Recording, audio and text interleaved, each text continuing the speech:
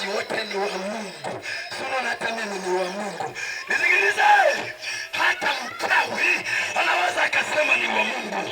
Hata jambazi anaweza akasema kwamba ni wa Mungu. Kinachomwakilisha mwanadamu yeyote ni yale matendo kumwakilisha kwamba huyu ni wa Mungu, huyu ni wa Shetani. Yatafakari, uyapime matendo yako sehemu gani. Amina. Mungu huwa anamchukulia mfano wake, huwa anamlinganisha. Tukichimba leo jalala hapa, lile jalala halitachagua kwamba naomba mnitupiemo tu uchafu wa mkisha, ila likichimbwa vichwa vya dagaa tutaweka, mifupa ya nguruwe tutaweka, mifupa ya samaki tutaweka. Sasa na Mungu naye, ndio maana mtu anasema kwamba hata mchawi huwa anaomba Mungu kwenda kuroga. Hata mwizi, nisikilize, Mungu unaweza ukasema Mungu nisaidie, ukaenda, lakini yale matokeo yanayokuja ndiyo yatawakilisha kwamba ulimuomba Mungu wa kweli au Mungu ambaye si wa kweli. Kusema Mungu haiashirii kwamba wewe ni wa Mungu. Haiashirii. Amina. Ndio maana neno linasema wanaoongozwa na Roho hao ndio wana wa Mungu. Hao ndio wana wa Mungu. Dunia ilikofikia, ukiwatafuta wana wa Mungu wamebaki kumulika na tochi. Nasema dunia isikupitie, kwa kuwa umepata neema ya kusikia ujumbe huu ndani ya mwisho wa mwaka. Kwa kuwa umepata neema, bado Yesu ana haja na wewe. Ndiyo maana masikio yako yamefunguliwa. Neno hili limekuja kwako, anazungumza. Wale wanaoongozwa na Roho, hao ndio wana wa Mungu. Baba, bado hujachelewa. Mungu anasema katika maandiko kwamba aaminie na kubatizwa, huyo ndiye atakaye okoka. Pamoja na madhaifu uliyokuwepo nayo, bado una haki ya kumsogelea Yesu akakubadilisha, maana una uhai. Tena anasema yeye ni Mungu wa walio hai, sio Mungu wa wafu. Wewe kwa vile uko hai, una haki ya kusogea ukasamehewa. Baba, sogea usamehewe. Kijana, sogea usamehewe. Achana na matendo ya mwili. Huu mwili walioufuata wengi wameharibika. Huu mwili asili yake huwa unaharibu. Hujachelewa bado. Nasema tena, hujachelewa bado. Tunakwenda kumaliza mwaka 2024, 2025. Kimbia kwa Yesu upate neema, ugeuzwe moyo wako uyatende mapenzi yaliyo ya kweli. Amina. Amen. Siku moja nilikuwa nahubiri mahali fulani, shangaa tukasema hivi, sisi ni wa Muhammad, sio wa Yesu. Sikujibu chochote, nikabidi ninyamaze, nijali kilichonipeleka. Haikumtosha, kafika pombe kalimwagia, alafu akasema kwa Kisukuma hivi, takutafasiria tu hata kama hujui Kisukuma. Akasema hivi, tomfuhe. Akanywa ile pombe. Wale Wasukuma wanafahamu, hata wale watu ambao wamekuwa zamani mnafahamu ya kufua ni nini. Mtu akiwa anakwenda kujipikia, wazazi wao wanamfua kwa mfumo fulani, wanamuashiria baraka. Sasa yeye akanywa pombe, anasema tomfuhe kwa Kisukuma, maana yake tumbariki. Akanitemea fwa. Huyo anasema kwamba tulimwamua Mungu pia wote. Bwana asifiwe. Amen. Nakwambia hivi, kusema kwamba wote ni wa Mungu sio shida. Mtu anaweza kusema ni wa Mungu bado ni mwizi, bado ni mchawi.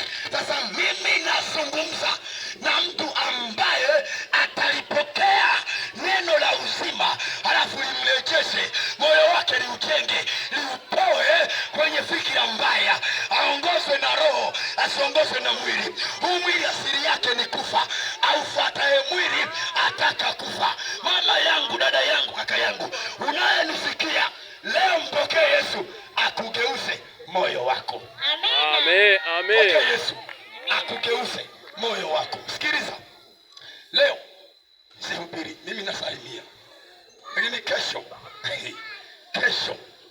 Hata maombezi yangu rasmi, baba niwe rasmi tu, itaanza kesho. Niseme kwamba kawaambia na wengine, mimi ni kafupi lakini sibebeki katika ulimwengu wa roho. Kwa hiyo wale wenye shida, mambo yatakaa vizuri, maana namwamini Yesu alikonitoa. Ushuhuda wangu ni mzito, ndio maana nisiogopi kusema ukweli kwamba Yesu ni mwema. Jamani, Yesu anaokoa. Alikonitoa ni mbali. Nasema tena, huwezi karogwa maadamu unaye Yesu. Huwezi kufa maadamu Yesu amekusudia. Jambo la kufanya ni kumpokea. Unapompokea Yesu, hata malango yako yatalindwa. Unapompokea Yesu, hata maarifa, kama ni mwanamke, Yesu anakuongezea ya kumwombea na mume wako, ya kumwombea anapokwenda kazini. Utapiga na magoti, utasema, Mungu namuweka mikononi mwako. Baba John mkumbuke, anakwenda Dar es Salaam. Mungu naifunga roho ya uasi, maana umejua hiyo kweli. Lakini leo unamlaumu tu kwamba hii amekwenda, najua hatarudi salama. Unamlani baada ya kumwombea. Ungekuja kwa Yesu, ungemwombea, angekwenda Dar es Salaam, angekutana na weupe kuliko wewe, angekumbuka. Roho Mtakatifu angekumbusha. Mama, acha kutumia akili zako, mpokee Bwana Yesu, aufunge moyo wa mume wako. Hata kama hajaokoka, atakumbuka kwamba ninaye mke. Hata kama hajaokoka, atakwenda kule na kule, atawaona wanene kuliko wewe, atasema, ninaye kipenzi changu ni mwembamba. Lakini ukiwa na Yesu, utamwombea na Yesu atafunga ufahamu wa mawazo mabaya, atamuongoza, atayafanya yaliyo mema. Amen. Sasa leo unamlaumu tu, ameenda hatarudi salama. Na nilijua Mwanza ni kweli, maana unamlani, ila ungemwombea angerudi salama. Mama, okoka. Biblia inasema kumcha Bwana ni chanzo cha maarifa. Nisikilize, kuna mtu anapigwa na mume wake, anadhani kwamba anapigwa na mume wake, kumbe anapigwa na pepo. Kuna mtu anadharauliwa na jamii, anadhani kwamba ni jamii na mdharau, kumbe ametupiwa roho ya kudharauliwa. Nisikilize, bila Yesu kwenye dunia hii kuna watu unasalimiana nao kabisa. Baba Joyce asubuhi, salama salama. Lakini hao ndio wabaya wako. Utawashindaje ikiwa Yesu hauna? Ikiwa Yesu hauna, una majivuno ya mdomoni. Ingekuwa heri kama ungeokoka, ukaacha kujivunia mwili nao, ukaja kwa Yesu, ukajivunia kuwa na Yesu peke yake. Amen. Wewe nikwambie, hujaniamini. Wewe nikupe ushuhuda alafu nimalize.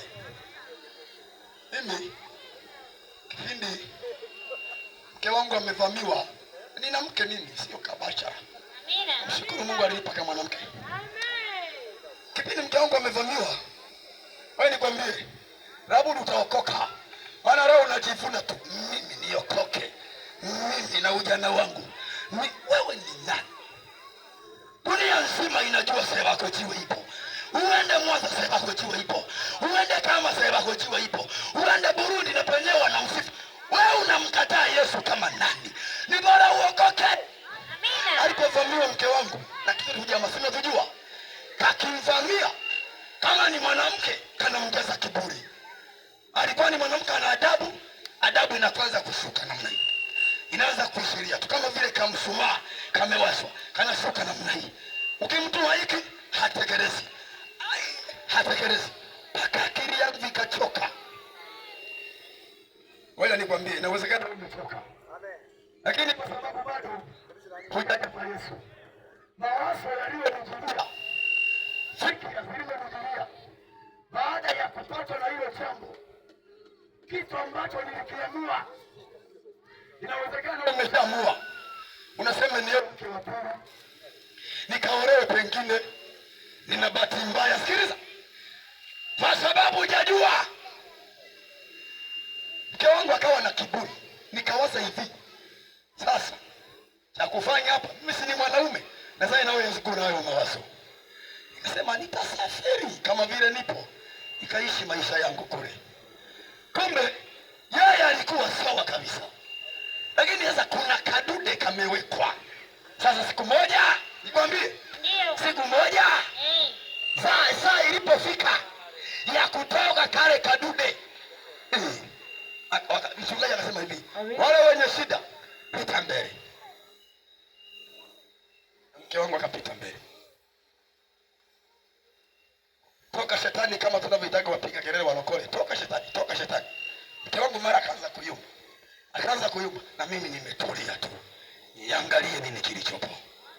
Akaanza kuyumba, mara kingine. Nikasema mke wangu tena, wanaziviwe.